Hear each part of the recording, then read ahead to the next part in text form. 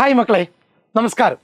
നമ്മുടെ കേരള പാഠാവലി ക്വസ്റ്റ്യൻ പേപ്പറിനകത്ത്, ചോദ്യപേപ്പറിനകത്ത് നമ്മൾ കാണാറുള്ള ഒരു 6 മാർക്കിൻ്റെ ചോദ്യമുണ്ട്. കഥാപാത്ര നിരൂപണം തയ്യാറാക്കുക. 6 മാർക്കിനോ അല്ലെങ്കിൽ 4 മാർക്കിനോ ആണ് ഈ ചോദ്യങ്ങൾ എന്ത് ചെയ്യാറുള്ളത്, കടന്നു വരാറുള്ളത്. അതിനുള്ള ഉത്തരം എങ്ങനെ എഴുതണം, അത് പാഠഭാഗത്തു നിന്നുള്ള കഥാപാത്ര നിരൂപണം തന്നെ തന്നുകൊണ്ട് നമ്മൾ എന്ത് ചെയ്യാണ്, പഠിക്കുന്ന വീഡിയോ ആണ് ഇപ്പം ചെയ്യുന്നത്. എല്ലാവർക്കും ഈ വീഡിയോയിലേക്ക് സ്വാഗതം. കഥാപാത്ര നിരൂപണം തയ്യാറാക്കുക ചോദിച്ചിരിക്കുന്നത് വെള്ളായപ്പനാണ്. നേരിട്ട് കഥാപാത്ര നിരൂപണം തയ്യാറാക്കുക എന്നായിരിക്കില്ല. ചിലപ്പോൾ പാഠഭാഗത്തിലുള്ള ചില ഇൻസിഡൻറ്റുകളും കാര്യങ്ങളൊക്കെ ഇങ്ങനെ തന്നതിന് ശേഷം ഈ കഥാപാത്രത്തിൽ അല്ലെങ്കിൽ ഈ കഥയിലുള്ള വെള്ളായപ്പൻ എന്ന കഥാപാത്രത്തെ നിരൂപണം ചെയ്യുക. ആകെ ചോദ്യത്തിൻ്റെ തുക എന്ന് പറയുന്നത് ഇത് തന്നെയാണ്. കഥാപാത്ര നിരൂപണം തയ്യാറാക്കുക. ആരെക്കുറിച്ച്? വെള്ളായപ്പനെ കുറിച്ച്. കഥാപാത്രത്തെ നിരൂപണം ചെയ്യുന്ന സമയത്ത് ആരുടെ കൃതി, ആ കൃതിയിലെ ഏത് കഥാപാത്രം അല്ലെങ്കിൽ പാഠഭാഗം ഏതാണ്, ആ പാഠഭാഗത്തിലെ കഥാപാത്രമാണ് എന്ന് ആദ്യത്തെ ലൈനിൽ എന്ത് ചെയ്യുക, നിങ്ങൾ അങ്ങ് പറഞ്ഞേക്കുക. എന്നിട്ട് ആ കഥാപാത്രത്തിൻ്റെ സവിശേഷതകൾ പറയുക. സവിശേഷതകൾ പറയുന്ന സമയത്ത് നമുക്ക് ഉദാഹരണങ്ങൾ ചൂണ്ടിക്കാണിക്കാനുള്ളത് എന്ത് ചെയ്യണം, അതിനകത്ത് കൃത്യമായിട്ട് നിങ്ങൾ കാണിച്ചു വെച്ചേക്കണം. നോക്കുക, കഥാപാത്ര നിരൂപണം തയ്യാറാക്കുക. വെള്ളായപ്പൻ. OV വിജയൻ്റെ കടൽ തീരത്ത് എന്ന കഥയിലെ ശക്തമായ കഥാപാത്രമാണ് വെള്ളായപ്പൻ. OV വിജയൻ്റെ കടൽ തീരത്ത് എന്ന കഥയിലെ ശക്തമായ കഥാപാത്രമാണ് വെള്ളായപ്പൻ. നമ്മൾ തുടക്കത്തിൽ പറയാനുള്ളത് പറഞ്ഞു കഴിഞ്ഞു.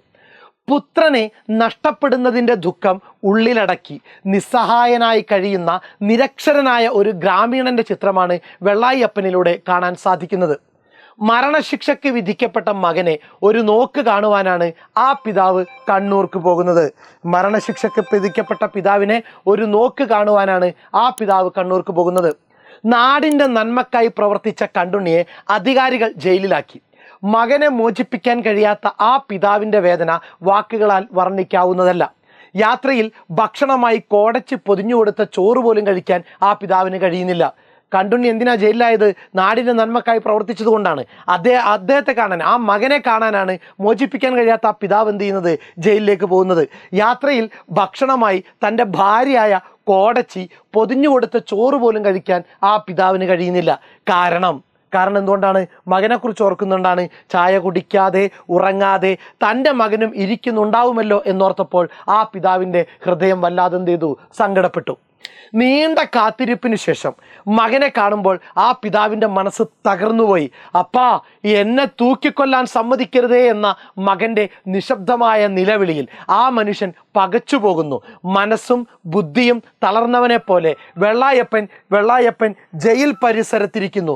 ഒരു പേറ്റിച്ചിയെപ്പോലെ മകൻ്റെ ദേഹം വെള്ളായപ്പൻ പാറാവുകാരനിൽ നിന്നും ഏറ്റുവാങ്ങുന്നു. മകൻ്റെ ശരീരം സംസ്കരിക്കാൻ പോലും ആ പിതാവിൻ്റെ കയ്യിൽ പണമുണ്ടായിരുന്നില്ല. പിതാവ് മരിക്കുമ്പോൾ ബലിയിടേണ്ടത് മകനാണ്. എന്നാൽ ഇവിടെ പിതാവ് തൻ്റെ കയ്യിലെ പൊതിച്ചോറ് മകനുള്ള ബലിച്ചോറായി കാക്കകളെ ഊട്ടുന്നു.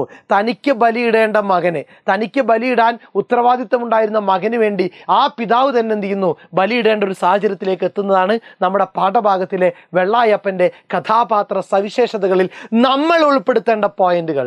സെറ്റാണല്ലോ മക്കളെ? അപ്പം കൃത്യമായിട്ട് ഒരു തവണ കൂടി വീഡിയോ കേൾക്കുക, വീഡിയോ കാണുക, ഇതെന്ത് ചെയ്യുക, മനസ്സിൽ ഉറപ്പിച്ചേക്കുക. ഇനി കഥാപാത്ര നിരൂപണം തീരുത്, വെള്ളായപ്പൻ നമുക്ക് വേറെ പഠിക്കേണ്ട ആവശ്യം ഉണ്ടാവരുത്. Okay, set.